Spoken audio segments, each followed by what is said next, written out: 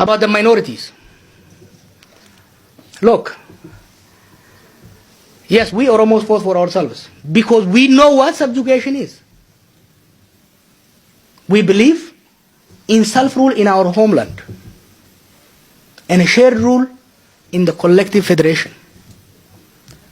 We don't want to rule over Afar. We don't want to interfere with Afari internal affairs or Somali internal affairs. I will fight and die for you if somebody from Oromo want to colonize you. Because I know how detrimental colonialism has been to our people. The reason, today in Ethiopia I'm public enemy number 1. I did not steal from anybody. I didn't take anybody's wife. I did nothing. You know why? Because those who want to restore a dominant system, those who want to exploit the Afar resource, the Oromia resource, the Somali resource, the Walaita resource, they see me as a roadblock. Because I refuse to compromise. I will never compromise. A true freedom fighter, whether he's Somali, Afar, Sidama, will never compromise on the right of the nation and nationality of Ethiopia to govern themselves and to have a fair share in the federal system. This is very important. Look, I always say the conflict in Ethiopia is largely a struggle between the 3 large groups. It is because of that the historical outcome. The Ethiopia we envision, the Horn of Africa we envision is where everyone, every nation, large and small, exercise full self-rule and also have a fair share of wealth and power in the federal system. That is the Oromo position. That has been the Oromo position from day one. It is the Oromo position today. It is an Oromo position to the future. We stand with our people. On the Afar-Somali conflict, one of the saddest, the most meaningless, the stupidest conflict in that area is the conflict between Afar and Somali and Oromo. Let me ask you, our Afar and Somali brothers, what the hell do you fight over? There is nothing. I will tell you, I've been there. Somalis and Afars, they are nomads in that area. The most lucrative business in the area is contraband. You know who runs it? They pay left generals. Somebody makes big money, you fight over leftover. It's shameful. It is shameful on Somali and Afar leadership. It is shameful on the Oromo federal leadership. They should have been intervening. They should have been punishing any mercenary from Somali or Afar area who instigates this kind of conflict. It is shameful in the era where Oromos have captured the central power that our brothers, people who have been subjugated with us, are fighting. It is painful.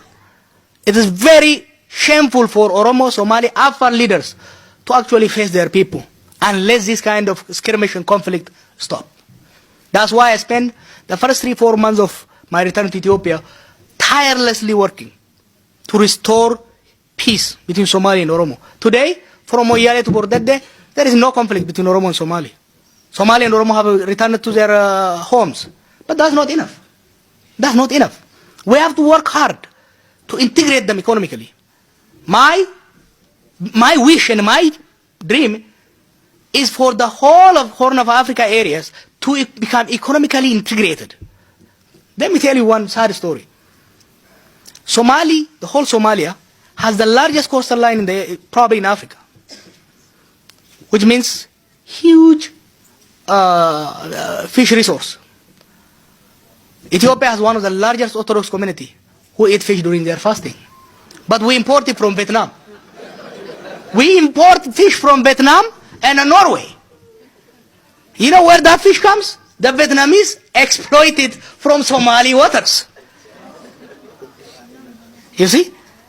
The trade between us and Kenya is $8 million. Can you believe this? How little that is? So we have to make sure, first we restore peace. Then we work on strong economic integration. Because without economic integration, there will be no lasting peace. So definitely the Somali-Afar conflict, we will do our best, not only to stop it, but to make sure it never happens again. If it recurs, it's shame on us. The Somali regional affairs. Our position is in every part of Ethiopia there has to be free and fair election. My advice to our Somali brothers, don't bring your internal affairs to Oromos. Don't. Don't take it to anywhere. Somali unity is the only guarantee for Somali rights in Ethiopia elsewhere. We are your brothers, but we are outsiders to Somali internal affairs. We might come and mediate if you invite us. But my advice, do not wash your dirty laundry outside Somali region. Sit together. Sit together. That has been my advice to NLF leadership, to Mustafa, to everyone. Sit together. Establish a council. You have magnificent elders. Very knowledgeable elders. I've dealt with them. They helped us stop one of the bloodiest conflicts. They can stop. They can help you share power among yourself. You have been ruled by Abdile for 20 years. For God's sake. How you Democrats who fought for freedom can't live together, can't share power. Look, something like 60-70% of Somali region budget used to go to TPLF generals. Today it's staying inside. Share that. Allah created the land for all of us. Don't fight over it. You know, when I was growing up, I used to hear Somali region to be this dry desert.